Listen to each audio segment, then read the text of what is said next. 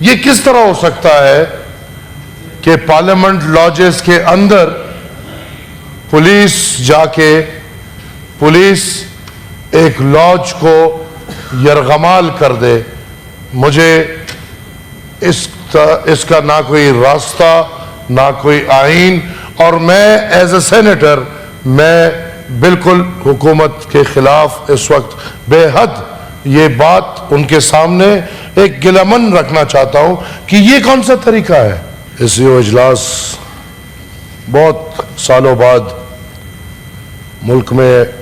مختلف ممالک کے لوگ آئے ہیں اور ایک ہلچل دیکھی، پاکستانیوں نے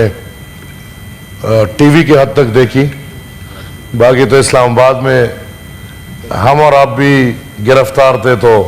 لوگ کیا دیکھتے، کرفیو تھا۔ اس سی او اجلاس پاکستان کے لیے ایک بہترین تصویر، اور ہم یہ چاہتے ہیں کہ یہ تصویر پاکستان کا صرف ٹی وی کے حد تک نہ رہے، صرف اسلام آباد کے حد تک نہ رہے، بلکہ پاکستان کا یہی تصویر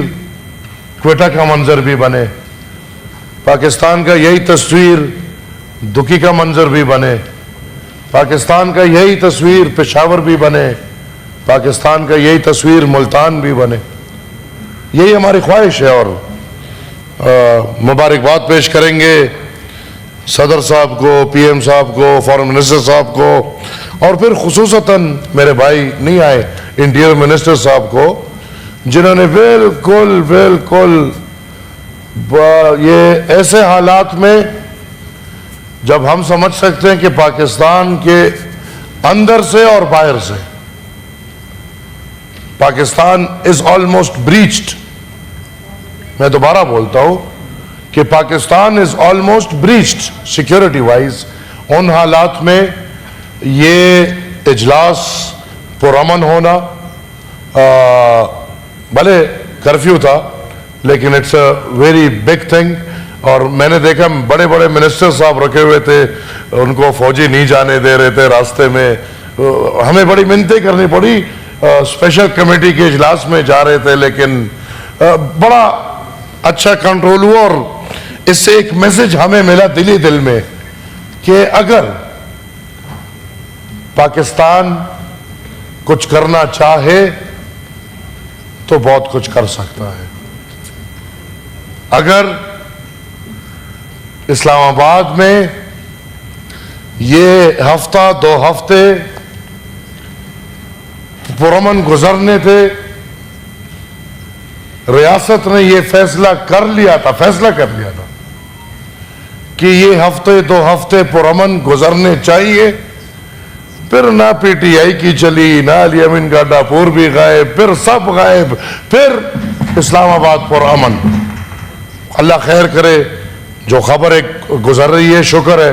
کہ ایسا، میں پھر کہوں گا شکر ہے کہ ایسا کوئی واقعہ نہیں ہے، لیکن ہم یہ چاہتے ہیں کہ یہی ارادہ جو 2 ہفتے اسلام آباد کے لیے تھا، یہی ارادہ ہمیں چاہیے اس ریاست کا پورے پاکستان کے لیے۔ سر، ایک ایڈڈ بات کروں گا،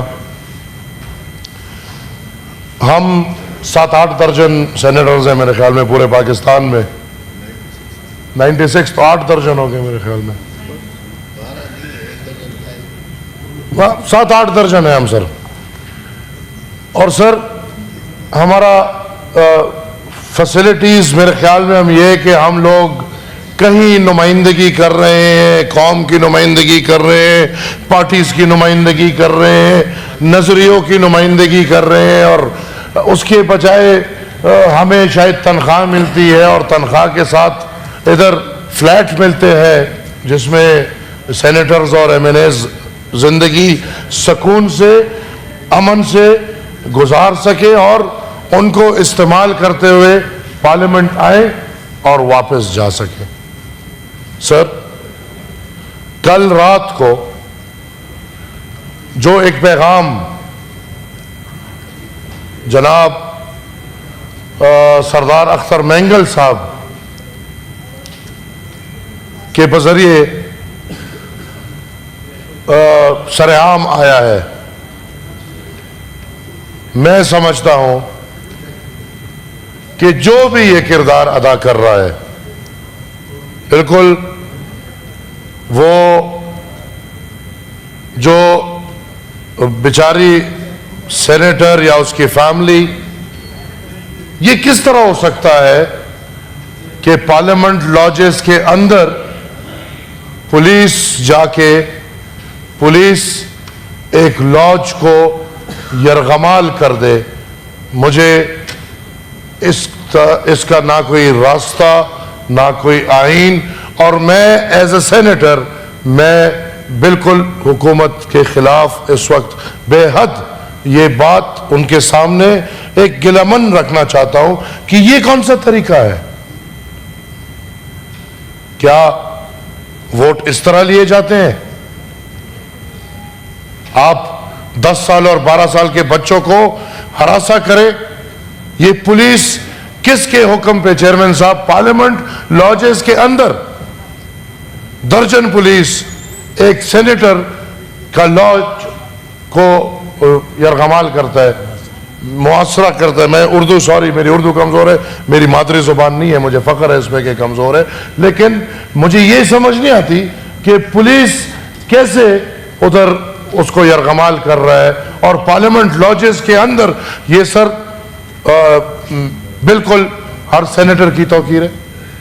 یہ ہر سینیٹر کی بےزتی ہے، یہ اس پورے سینٹ، اس پورے سسٹم کی بےزتی ہے۔ میں بالکل یہ وارننگ دینا چاہتا ہوں کہ اگر ادھر خدا نخواستہ ہم پختون، بلوچ، سندھی، پنجابی سب ایک عزت دارانہ روایات رکھتے ہیں، اور عورتوں کے لیے ہم سب عزت کی بات کرتے ہیں۔ شیری رحمان بھی ہر وقت عورتوں کے حق کے لیے بات کرتی ہے، آج وہ بھی چپ ہے، جبکہ ان کو پتہ ہے کہ کیا ہو رہا ہے، کون کر رہا ہے اور کیوں ہو رہا ہے۔